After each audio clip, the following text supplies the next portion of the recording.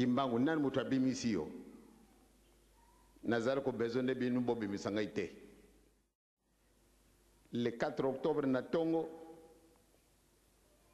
malgré Fungule Kozalaka na M. Servet, oya zalaki ka directeur de prison.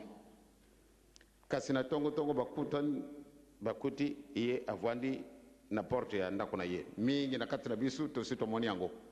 Ezala ba musicien, ezala ba mbuta, ba mama, batu mingi basi ba moni sika wana. Papa Bimi alubi banda lelo bolo konanga isili. Le 4 octobre 1921 au 4 octobre 1951, exactement 30 ans.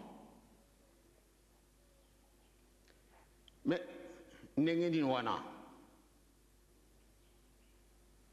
ndako ekangami ya Bimi avwandi wana baye kokutana Kimbangu nani mutu abimisi yo Nazar ko besoin de binu bo bimisanga ite.